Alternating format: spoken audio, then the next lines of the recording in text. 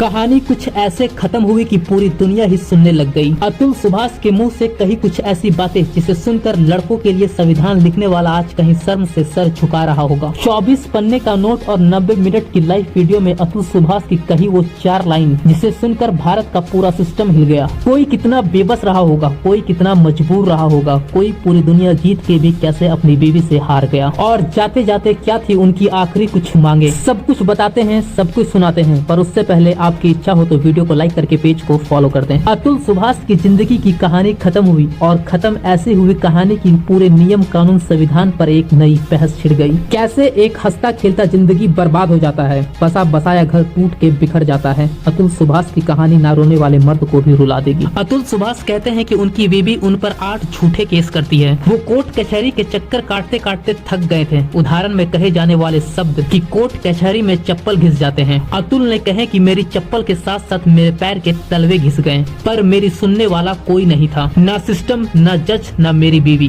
बस मेरी दर्द भरी चीख, मेरी थकावट, मेरी रुलावट किसी के लिए एंटरटेनमेंट का सोर्स बन गया था और अपने ही परिवार के सामने अपना मजाक बनते देख देख कर मैं जिंदगी से हार गया था। अतुल सुभाष कहते हैं कि भारत का संविधान, सारे नियम, सारे कानून, हर एक अनुच्छेद, हर एक पन्ना, हर एक लाइन सिर्फ और सिर्फ महिलाओं के लिए है। हमारा संविधान ऐसा है कि हम सारे सबूत जुटा के भी हार गए और कोई सिर्फ मुंह से बोलकर जीत गया। और फिर अतुल कहते हैं कि 24 पन्ने का सबूत और 90 मिनट के वीडियो के बाद भी अगर मुझे न्याय नहीं मिला तो मेरी अस्थियों को सुप्रीम कोर्ट के सामने वाले नाले में बहा देना और जीवन भर के लिए सचेत हो जाना कि कोई भी औरत किसी भी मर्द का जीवन जब चाहे जैसे चाहे कानूनी तौर पर तहस नहस कर सकती है। आइए आपको शॉर्टकट में सारी बातें बताते हैं। साल 2019 में अतुल सुभाष की शादी या कह लो बर्बादी की शुरुआत इस निकिता सिंघानिया नाम की लड़की से शुरू होता है। कुछ दिनों तक नया नया में सब कुछ ठीक ठाक चल रहा था। साल बीता और नोक झोंक स्टार्ट हुई, बात डिवोर्स तक आ पहुंच गई। अतुल सुभाष डिवोर्स देने के लिए भी तैयार हो गए। आधी कमाई उसे अपने बीवी बच्चों को देना पड़ा। हर महीने की आधी कमाई उसे अपने बीवी बच्चों को देना पड़ता था और आधी कमाई से वो अपना घर परिवार रहन सहन खान पान कर रहे थे। उसके बाद भी उसकी बीवी निकिता सिंघानिया ने 3 करोड़ की डिमांड कर दी। अतुल सुभाष पेशे से सॉफ्टवेयर इंजीनियर थे। रिपोर्ट से पता चला कि अतुल सुभाष की सैलरी 84,000 थी, जिसमें से वो 44,000 पहले ही अपने बीवी बच्चों को भर रहे थे और फिर उसके बाद 3 करोड़ की भारी डिमांड। अतुल सुभाष कहते हैं कि जब मैंने कोर्ट रूम में महिला जज से बोला तो महिला जज बोली 5 लाख रुपया तुम मुझे दे दो, मैं मामला सेटल करवा दूंगी, वरना कोर्ट कचहरी के चक्कर काटते रहो। न्याय की देवता कहे जाने वाले के मुंह से ऐसी घिनौनी बात सुनकर अतुल और टूट गया और फिर उन्हें जिंदगी को जीने से ज्यादा सुकून मरना लगा और वो फाइनली आत्महत्या कर लिए। अतुल एक बार कोर्ट रूम का जिक्र करते हुए कहते हैं, जब मैंने 120 चक्कर कोर्ट के काटे तो परेशान होकर एक बार मेरे मुंह से मेरे दिल की बात निकल गई कि मैं सुसाइड कर लूंगा। इस पर मेरी बीवी कहती है कि तुम तो हर बार यही कहते हो, सुसाइड कर लूंगा, पर करते क्यों नहीं हो?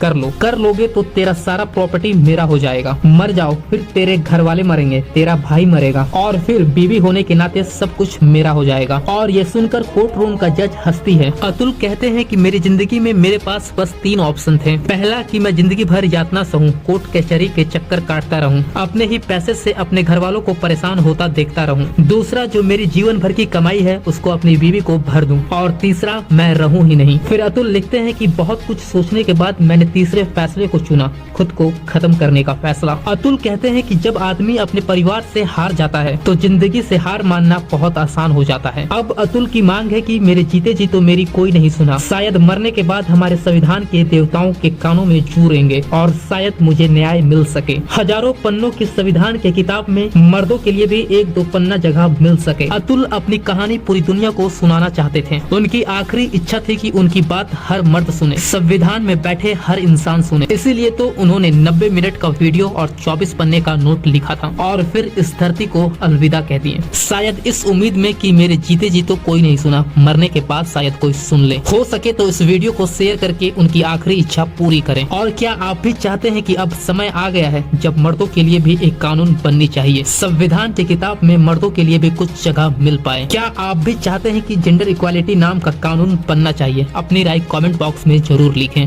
बाकी हमसे जुड़ने के लिए चैनल को फॉलो करें। धन्यवाद।